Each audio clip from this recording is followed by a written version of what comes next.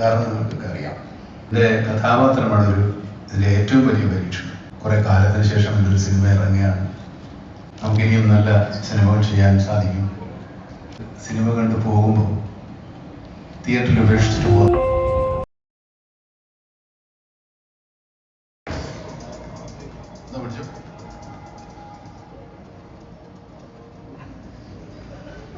സ്റ്റേജിൽ വന്നോ എന്ത് പറയണമെന്നൊരു ധാരണയില്ലാല്ലേ. എനിക്ക് തോന്നുന്നു ജിബിന്റെ എല്ലാ ക്യാരക്ടേഴ്സും ഓരോ സിനിമയിലും നമ്മൾ അത്രത്തോളം നോട്ട് ചെയ്തതാണ്. സിനിമ കഴിയുമ്പോൾ നമ്മൾ എടുത്തു പറയുന്ന പെർഫോമൻസ് തന്നെയാണ്. അപ്പോൾ കളങ്കാവലിലെ പെർഫോമൻസ് നമ്മളിങ്ങനെ കാത്തിരിക്കുകയാണ്. ഇപ്പൊ പറയാൻ എന്തെങ്കിലും മനസ്സിൽ വന്നോ?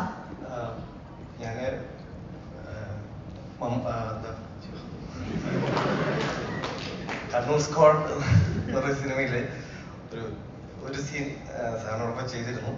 അപ്പൊ ഞാൻ സത്യത്തില് അന്ന് സാറിന് ചുറ്റും അസീസിക്ക, റോണി, ശബരീഷ് ഇവരൊക്കെ ഇരുന്ന് ഫുൾ ഒരു വേഷമൊക്കെ ചെയ്യണപ്പോൾ സത്യത്തിൽ അന്ന് ഭയങ്കരമായിട്ട് ഞാൻ കൊതിച്ചു. ഭയങ്കര ഒരു ഇതായിരുന്നു എനിക്ക്. എന്തെങ്കിലും ഒരു ദിവസം സാറിന്റെ കൂടെ എന്താ ഒരു സിനിമയിൽ നിറഞ്ഞു നിൽക്കാൻ പറ്റുന്ന ഒരു വേഷം ചെയ്യാൻ പറ്റുക എന്നുള്ളൊരു ഒരു പ്രാർത്ഥന ഉണ്ടായിരുന്നു. എന്നിട്ട് എന്റെ കൂടെ നിറഞ്ഞു നിന്ന വിനായകന്റെ കൂടെ എന്തായാലും ഇപ്പൊ സംഭവിച്ചു. ലൈസീറ കണ്ടോ ആരെങ്കിലും? പൊളിച്ചിട്ടില്ലേ? ഇതിനുള്ളിൽ എന്ത് വേണം?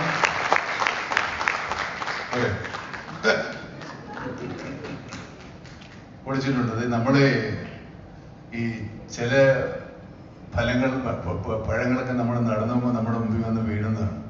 അതുപോലെ ഒരാൾ അയാൾ. ഞാനൊരു പരസ്യചിത്രത്തിൽ അയാളെ കണ്ടു. ഫോൺ പേ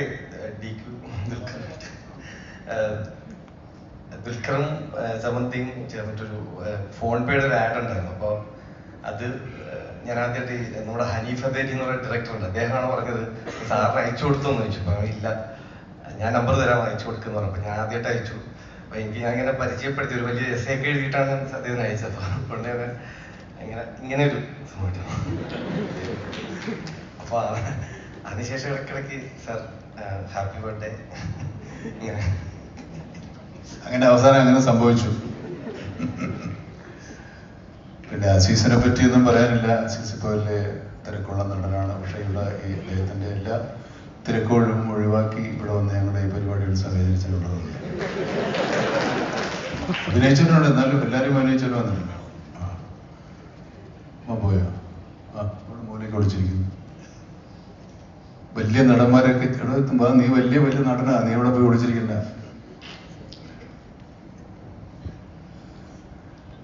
നീ എന്താ വേണ്ടത്? നമുക്ക് ഒരു ചോദ്യം ചോദിക്കാനുണ്ട്. അതിന്റെ ഉത്തരം ഓൾറെഡി നമുക്ക് തന്നു. ഈ ടീസർ നമ്മളിപ്പോ കണ്ടപ്പോ അതിലെ വിനായകൻ എന്ന പേര് എഴുതി കാണിക്കുമ്പോ 2 കളറിലാണ് വന്നത്. വി നായകൻ ടീസറിൽ നമ്മൾ കണ്ടു. അത് മമ്മൂക്കയുടെ ഐഡിയ ആയിരുന്നു എന്ന് നമ്മൾ കേട്ടു. അപ്പൊ മമ്മൂക്ക തന്നെ ഓൾറെഡി അതിനുള്ള ഉത്തരം നമുക്ക് തന്നു. പക്ഷെ കൂടുതൽ അറിയാനുള്ള ആകാംക്ഷ കൊണ്ട് ചോദിക്കുന്നു മമ്മൂക്ക, ആ കളർ ഡിഫറൻസ് നേരത്തെ പറഞ്ഞതുപോലെ നായകൻ പ്രതിനായകൻ അത് തന്നെയാണ് ഉദ്ദേശിച്ചത്? കളർ ഡിഫറൻസ് വി നായകൻ. വി നായകൻ വെച്ചാൽ നായകൻ എന്ന് മാത്രമാണ് ഡോമിനേറ്റ് ചെയ്യുന്നത്. അപ്പൊ വിനായകനാണ് നായകൻ, അപ്പോഴാണ് വി എടുത്ത് കാണുന്നത്. അങ്ങനെയാണ് നായകൻ. കിട്ടുന്ന ചാൻസിലൊക്കെ എന്നെ പറ്റുള്ളൂ. എന്റെ പേര് വെക്കുമ്പോ അങ്ങനെ എഴുതാൻ പറ്റില്ല. മൂട്ടി എഴുതാൻ പറ്റില്ല.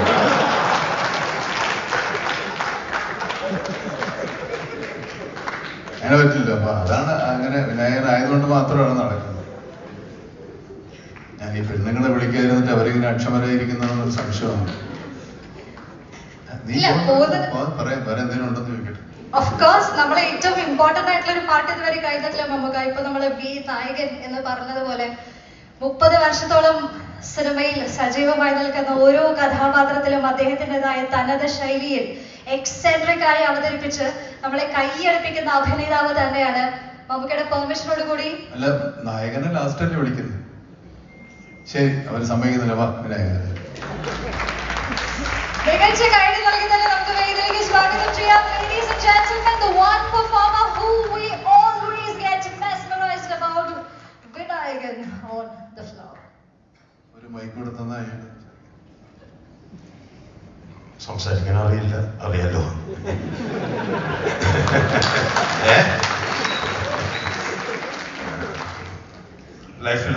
ചില സംസാരിക്കാൻ അറിയില്ലെങ്കിലും നന്നായിട്ട് അഭിനയിക്കാൻ അറിയാം. ഇനി ഉണ്ടാവില്ല ഇങ്ങനെ ഒരു സിറ്റുവേഷൻ, ആർക്കും ഉണ്ടാവില്ലെന്ന് എനിക്ക് തോന്നണം. അത്ര ഭാഗ്യമുള്ളവരായ വിനായകൻ. സന്തോഷം.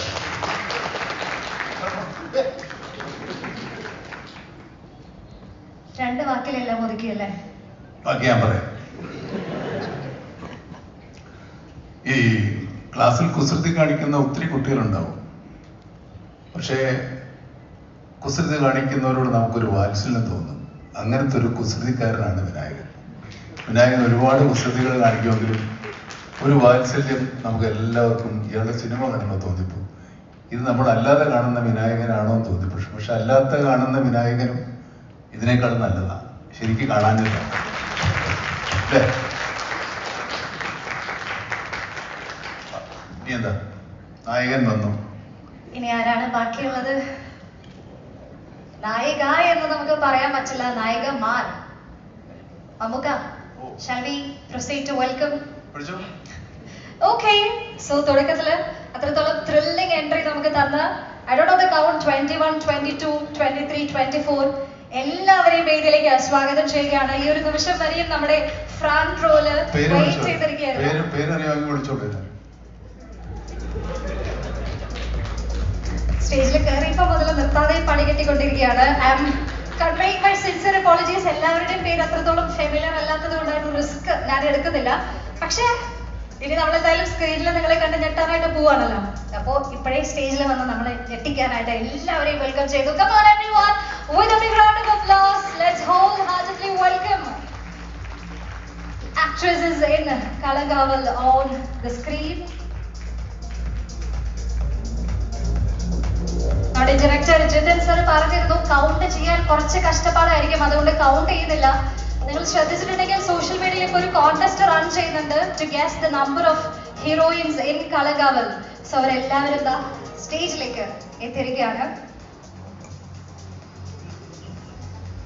ഇന്നത്തെ ദിവസത്തെ ഒരു വലിയ അനൗൺസ്മെന്റ് തന്നെയായിരുന്നു ഇത്. ഞാൻ ഈ മൈക്ക് വരെ കൊടുക്കാം. അവർ തന്നെ നിങ്ങളെ സ്വയം പരിചയപ്പെടുത്തും. Thank you so much. ഇവിടെ നിൽക്കാൻ പാടില്ലായിരുന്നു. Thank you so much. My name is Abi Suhana. നമസ്കാരം, എൻ്റെ പേര് നിസ. എൻ്റെ ഫ്രട്ടേണിറ്റി എന്ന് പറയുന്നത് ബാക്കിലിരിക്കുന്നവരാണ്. ഞാനൊരു ജേർണലിസ്റ്റ് ആയിരുന്നു, മുൻ മാപ്രയായിരുന്നു, കുറച്ച് സിനിമകളിലൊക്കെ അഭിനയിച്ചിട്ടുണ്ട്. ഇതിനു മുമ്പ് കണ്ണൂർ സ്ക്വാഡിൽ ഉണ്ടായിരുന്നു. അപ്പോൾ അഭിനയിക്കാൻ കഴിഞ്ഞതിൽ വളരെ സന്തോഷം. ഞാനും എല്ലാവരെയും പോലെയും സിനിമയ്ക്ക് വേണ്ടി കാത്തിരിക്കുകയാണ്. எல்லாருக்கும் வணக்கம். மம்முட்டி சார், ரொம்ப சந்தோஷம். நான் தமிழ்நாட்டோட சார்பா வந்திருக்கேன். ஏன்னா இங்க ரிலீஸ் பண்ண சாங்ஸ் எல்லாமே தமிழ் சாங்ஸா இருக்கும் போது எனக்கு இன்னுமே ரொம்ப சந்தோஷமா இருந்தது. நான் சென்னை பொண்ணு. என்னோட பேர் திரிவேதா.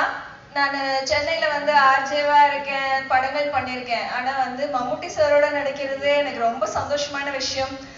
மலையாள சூப்பர் ஸ்டாரோட நடிச்சிருக்கோம் அப்படின்றதுல இதுல ஒரு சின்ன ரோலா இருந்தாலும் நான் ரொம்ப சந்தோஷமா அவங்க கூட ஸ்கிரீன் பிரசன்ஸ்ல அவங்க கூட இருந்திருக்கேன் அப்படின்றதுல ரொம்ப சந்தோஷம். Thank you sir.